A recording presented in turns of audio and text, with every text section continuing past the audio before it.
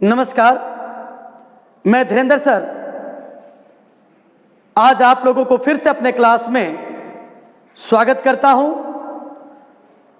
तो 11 क्लास के मेरे प्यारे विद्यार्थियों, आज मैं आप लोगों के लिए आप लोगों की किताब स्नैपशॉट का पहला चैप्टर लेकर आपके बीच उपस्थित हूं, जिसका नाम है the summer of the beautiful white horse. प्यारे बच्चों, आप सबों को पता है कि आप लोगों के एग्जाम में ऑब्जेक्टिव क्वेश्चन पूछे जाते हैं,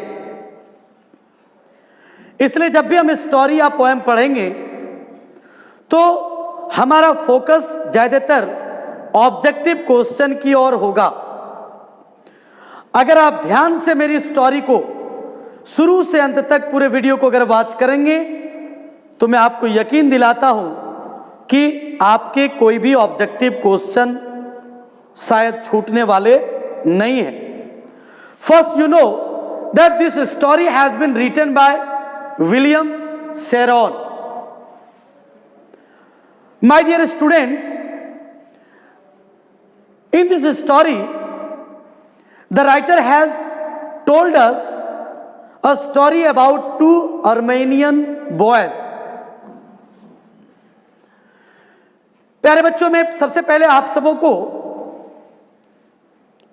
इस स्टोरी के कैरेक्टर से परिचित कराता हूं, क्योंकि ऑब्जेक्टिव क्वेश्चन कैरेक्टर से रिलेटेड होते हैं। तो आप देखोगे बोर्ड पर जितनी भी सारी चीजें लिखी है मैंने, उसमें कैरेक्टर के नाम के नीचे मैंने एक निशान लगा दिया है। चलिए हम लोग एक एक करके जानते हैं। तो जैसा मैंने कहा कि this is the story of two Armenian boys who belong to Garoghlanian family. Garoghlanian family, प्यारे बच्चों याद रखोगे, ये दो लड़कों की कहानी है, आराम और Mourad. And you must know that Aram was 9 years old boy and Murad was 13 years old boy, and both are cousin। दोनों लड़के, एक 9 साल का एक 13 साल का, और दोनों चचेरे भाई हैं। ये गैरुघेलियन फैमिली से बिलोंग करते हैं। इस कहानी में यह दिखाया गया है कि गैरुघेलियन जो ट्राइब के जो लोग होते थे, उस परिवार के जो मेंबर होते थे, उसका जो हॉलमार्क होता था वो ट्रस्ट एंड ऑनेस्टी, यानी this tribe was famous for honesty. Garoghlanian family के जितने भी सदस्य होते थे वो ईमानदारी के लिए बड़े प्रसिद्ध होते थे। तो आज उसी की कहानी है। उसी परिवार का दो लड़का है, आराम और मुराद। आराम एंड मुराद दोनों को घोड़े राइडिंग का बड़ा शौक है। ध्यान दीजिएगा, अगर क्वेश्चन पूछे हु इज द राइटर या ऑथर ऑफ दिस स्टोरी तो आप लिखेंगे विलियम शेरॉन। लेकिन अगर क्वेश्चन पूछा जाए who is the narrator of this story तो याद रखिएगा ये पूरी कहानी आराम ने हमें सुनाया है। तो इस कहानी के नरेटर हो गए आराम।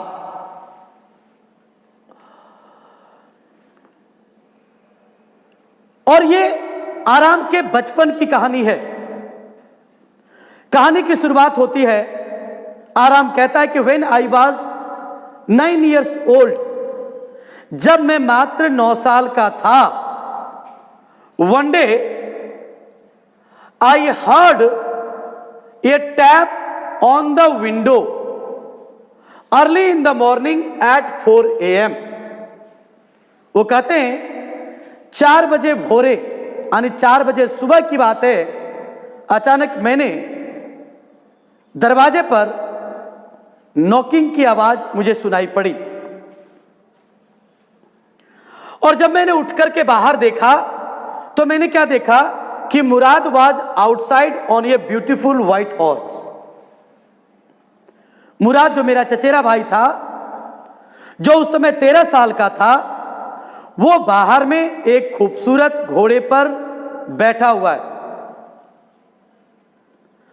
फर्स्ट जब वो देखता अपने भाई को एक सुंदर घोड़े पर बैठा हुआ तो उसे अपनी आंखों पर विश्वास नहीं होता है। उसे लगता है कि कहीं हम कोई स्वप्न तो नहीं देख रहे हैं। ऐसा क्यों लगता है? क्योंकि मुराद और Aram belongs to a poor family. They were extremely poor, poverty stricken.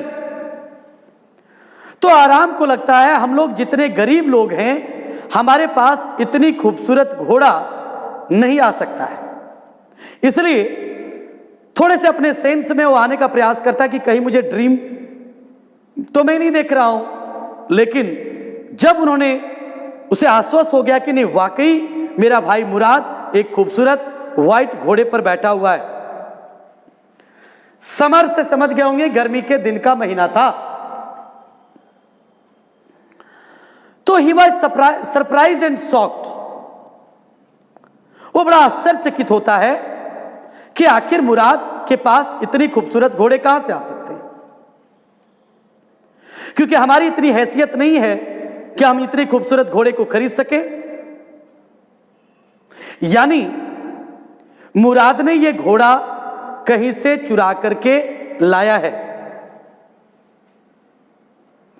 लेकिन फिर आराम को लगता है कि नहीं, हमारा जो परिवार का जो इतिहास रहा है उसमें चोरी संभव नहीं। लेकिन आराम को घोड़े राइडिंग का बड़ा शौक था, लेकिन गरीबी के कारण उसके पास घोड़े नहीं थे। तो उसके मन में एक डिफिनीशन आता है, एक प्रतिक्रिया आता है कि stealing horse is not same as stealing money. याद रखिएगा ये सारी लाइन ऑब्जेक्टिव के लिए। यानी आराम सोचता है कि घोड़ा चुराना वैसा चुराना नहीं है जैसा कि पैसे को चुराना। वो तर्क देता है, अगर किसी आदमी को घोड़े हाँकने का शौक है और अगर वो किसी की घोड़ा चोरी कर लेता है, तो ये चोरी तब तक नहीं कहलाएगा जब तक हम उस घोड़े को बेच करके पैसा न कमा लें। इसलिए आराम को लगता है कि ये चोरी नहीं कही जा सकती, वैसा जैसा कि लोग पैसे चुराते हैं, जब तक हम घोड़े को बेचकर पैसा कमा न लें। आराम मुराद से पूछता है, ये घोड़ा तुम कहां से लाए? क्या तुमने इसे चोरी किया?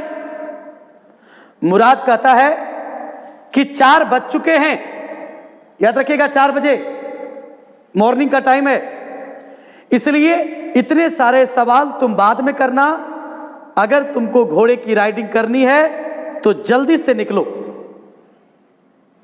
आराम कुछ और सवाल करते हैं। मुराद कहता है कि सवेरा होने को है, अगर तुमको हॉर्स राइडिंग करनी है तो तुम चलो मेरे साथ।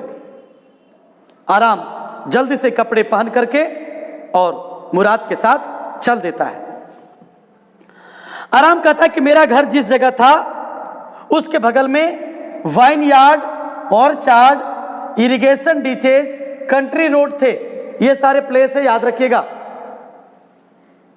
वे लोग वाइन यार्ड की तरफ चले जाते हैं और वहां जाने के बाद मुराद कहता है कि आराम अब तुम उतर जाओ, मैं अकेले हॉर्स राइडिंग करूंगा। और कहता है कि मुराद घोड़े पर बैठ गया और जोर से घोड़े को हाँकते हुए आगे चला।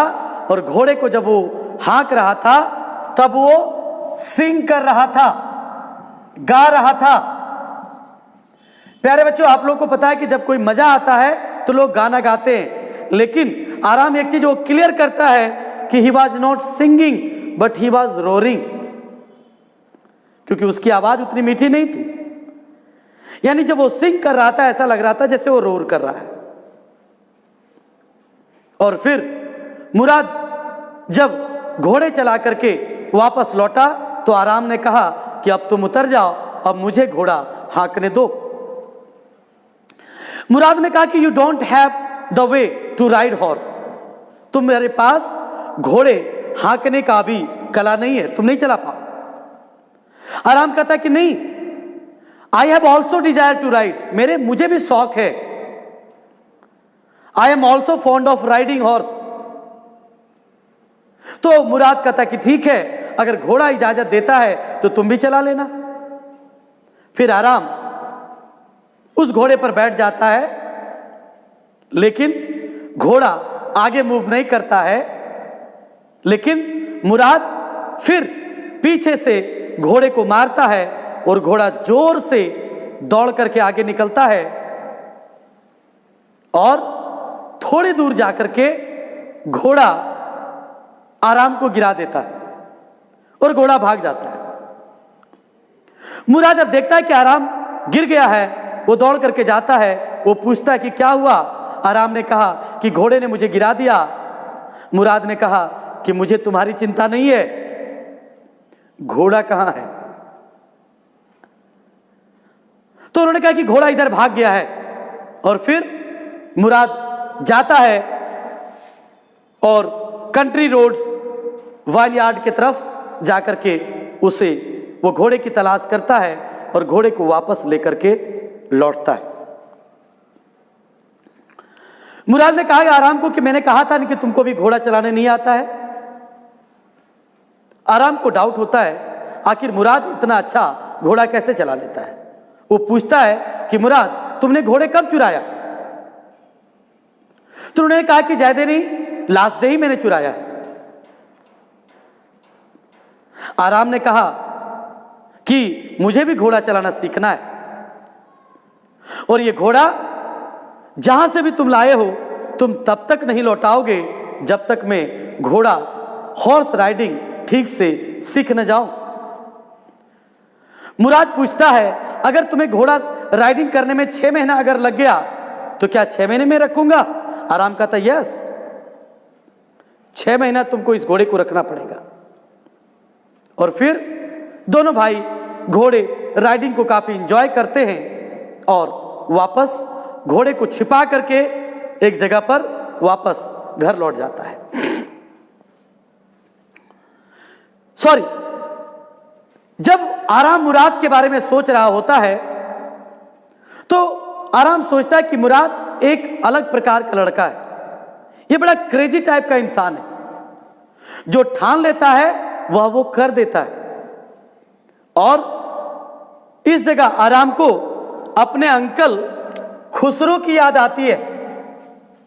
याद रखिएगा, गार्गेलियन फैमिली में खुसरो एक ऐसे कैरेक्टर हैं जो बड़े फ्यूरियस हैं, इंपैशेंट हैं, क्रेजी हैं, इरिटेबल हैं, बड़े गुस्सेल टाइप के लोग हैं, बड़े अधैर्यवान टाइप के लोग हैं, सनकी हैं, पागल टाइप के लोग हैं, जिनका अपना एक टैगलाइन है। हर वक्त बोलते समय याद रखिएगा, अंकल खुसरो एक लाइन का प्रयोग करता है, इट इज नो हार्म, पे नो अटेंशन टू इट। याद रखिएगा, अगर पूछा जाए ये लाइन कौन बोलता है तो अंकल खुसरो। कोई चिंता की बात नहीं है, ज्यादा ध्यान मत दो, कोई क्षति नहीं होगा, ये इसकी टैग लाइन है। हर बात में वो इस लाइन को बोलते। तो आराम को लगता है कि मुराद भी कुछ अंकल खुसरो का गुण मुराद में गया। अब आराम जब वापस घर लौटता है तो देखता क्या है कि अंकल खुसरो कुर्सी पर बैठे हुए हैं और उसके साथ एक और आदमी बैठा हुआ है और वो आदमी है जॉन बायरो। याद रखिएगा, जॉन वायरो। उसके बारे में याद रखना है, an Assyrian farmer who bought a horse in $60। यानी जॉन बायरो एक एसेरियन फार्मर हैं जिन्होंने घोड़ा $60 में खरीदा। And uncle Khosrove and John Byro are talking to each other. John Byro has come to Khosrove to complain about the lost offer of his horse. अपने घोड़े के खोने की कहानी कहने के लिए आया है। वो कहता है अंकल खुसरो का कि देखिए ना, मेरा एक घोड़ा था जो मैंने $60 में खरीदा था, बहुत दिनों से मेरा घोड़ा गायब है, शायद किसी ने चुरा लिया है। अंकल खुसरो कहता है, इट इज नो हार्म, पे no attention to it.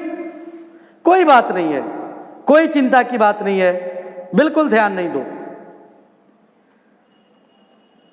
Sorry, एक चीज मैं बताना भूल गया, अंकल खुसरो के पागलपन के बारे में। एक बार की घटना है कि अंकल खुसरो एक सैलून में शेविंग करा रहे थे, बाल कटवा रहे थे। तभी अंकल खुसरो का बेटा, याद रखिएगा अकरम, अंकल खुसरो के बेटा का नाम है अकरम, जो दौड़ते हुए सैलून आता है और आकर के अपने फादर को इन्फॉर्म करता है कि पापा जल्दी से घर चलिए, घर में आग लग गई है। तो आग घर में लगा हुआ है, लेकिन अंकल खुसरो ऐसे सन की लोग हैं, वो कहता है इट इज नो हार्म, पे नो अटेंशन टू इट। ऐसे पागलपन है इसमें। एक कैरेक्टर है जोराब। याद रखिए, अगर पूछा जाए जोराब कौन था, तो मुराद के पिताजी का नाम जोराब है। तो मोटा मोटी आपने देखा होगा 1 2 3 4 5 6 कैरेक्टर को हम लोगों ने जाना। आराम 9 साल का लड़का, मुराद 13 साल का लड़का, अंकल खुसरो दोनों का चाचा, आराम और मुराद कजन चचेरे भाई, जोराब मुराद के फादर, अकरम अंकल खुसरो के बेटा, जॉन बायरो एन एसेरियन फार्मर। सारे कैरेक्टर को आप समझ गए होंगे। अब घटना है कि आराम जब ये सुनता है जॉन बायरो को ये कहते हुए कि कई दिनों से मेरा घोड़ा गायब है, आराम समझ जाता है कि मुराद ने मुझसे झूठ बोला कि लास्ट डे उन्होंने घोड़े चुराया है, यानी बहुत दिनों से वो घोड़े को रखा हुआ है और रोज वो घोड़े राइडिंग को एंजॉय करता है। लेकिन आज पता चल गया आराम को कि घोड़ा जॉन बायरो का है, जो उसके घर कंप्लेंट करने के लिए आया है। वो दौड़ते हुए खोजते हुए मुराद की ओर जाता है। मुराद एक पेड़ के नीचे एक पक्षी, रॉबिन नाम के एक बर्ड के घाव को मरहम पट्टी कर रहा है। वो देखता है कि एक पक्षी लेकर के, शायद पक्षी वृक्ष से गिर गया है, उसके साथ वो कुछ उसका ट्रीटमेंट कर रहा है। मुराद को इन चीजों में बड़ा मजा आता है। जानवर पशु पक्षी का बड़ा इनको कॉन्सेप्ट है, इसका ज्ञान वो रखता है। आराम जाकर के मुराद को कहता है कि मुराद, जिसका घोड़ा है वो आज मेरे घर आया है, अंकल खुसरो से शिकायत कर रहा था, और तुमने मुझसे झूठ बोला ना कि घोड़ा तुमने हाल ही चुराया है। इसलिए ध्यान रहे, जब तक मैं घोड़ा राइडिंग नहीं सीख जाता हूं तब तक तुम इस घोड़े को नहीं लौटाओगे। और फिर रोज दोनों भाई अर्ली मॉर्निंग जाते हैं और घोड़े को एंजॉय करते हैं और फिर छुपा देते हैं। एक दिन की बात है, आराम और मुराद दोनों घोड़े से वापस लौट रहे हैं और इधर से जॉन बायरो उसी सड़क से जा रहा है। अब दोनों की मुलाकात आमने सामने हो गई। जॉन बायरो घोड़े को पहचान लेता है कि घोड़ा ठीक मेरा घोड़ा है, मेरे घोड़े जैसा है। लेकिन जब देखता है कि उस घोड़े पर आराम और मुराद बैठा है, जो गेरोगेलियन फैमिली के बच्चे हैं, ध्यान दीजिएगा इस ट्राइब का रिपुटेशन क्या है। जॉन बायरो अपने घोड़े को पहचानते हुए भी वो ये सोचकर अपने मन को दिलासा देते कि नहीं, ये मेरा घोड़ा नहीं हो सकता है, क्योंकि इस घोड़े पर गेरोगेलियन फैमिली के बच्चे बैठे हुए हैं, जिनके बारे में चोरी करना तो दूर, सोचना भी असंभव है। वो मुराद से कहा था कि मुराद, बड़े सुंदर घोड़े तुम्हारे पास है और ये घोड़ा ठीक मेरे घोड़े जैसा है, ऐसा लगता है जैसे मेरे घोड़े का ये ट्वीन है, जुड़वा है। फिर जॉन बायरो मुराद जिस घोड़े पर बैठा है उसके दांत को देखता है, क्योंकि जानवर की पहचान दांत से होती है। और जब वो दांत देखता है तो जॉन बायरो कहता है कि मुराद, तुम्हारा घोड़ा और मेरा घोड़ा एकदम टूथ बाय टूथ मिलता है, एकदम एक जैसा है। लेकिन जॉन बायरो उस घोड़े को अपना घोड़ा इसलिए नहीं कह पाता है क्योंकि उसमें मुराद और आराम, जो अर्मेनियन बॉयज है, याद रखिएगा, आराम और मुराद अर्मेनियन लैंग्वेज में बात करते हैं, अर्मेनियन भाषा में, जो गेरोगेलियन फैमिली से बिलोंग करता है। और फिर जॉन बायरो चले जाते हैं। मुराद को आज अपने फैमिली के रिपुटेशन का रियल पता चलता है कि एक आदमी जो अपने घोड़े को देख लेता है, पहचान लेता है, लेकिन केवल यह जानकर कि हम लोग गेरोगेलियन फैमिली के हैं, यह जानकर वो अपने घोड़े को पहचानने से इनकार कर देता है। यानी उसे लगता है कि नहीं, यह घोड़ा उसका नहीं हो सकता है, क्योंकि हमारे परिवार का जो हॉलमार्क है वो ट्रस्ट और ऑनेस्टी है।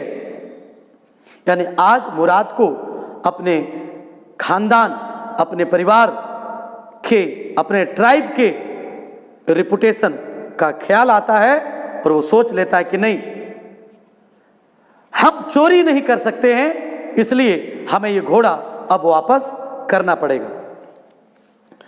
कहते कि 2 सप्ताह तक उन लोगों ने उस घोड़े हॉर्स राइडिंग को एंजॉय किया और एक दिन दोनों वापस लौटाने के लिए जॉन बायरो के हाउस में जाते हैं, जहां घोड़े को बांधा जाता है। मुराद जब घोड़े को लेकर के जाता है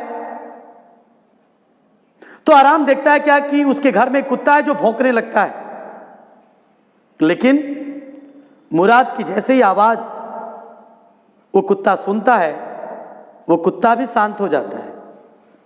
यानी आराम को ये पता चल जाता है कि मुराद का इस घर में आना जाना कंटिन्यू है, इसलिए घोड़े के साथ साथ सारे जानवर भी इससे परिचित हैं और वे लोग दोनों घोड़े को वापस लौटा करके लौट आते हैं।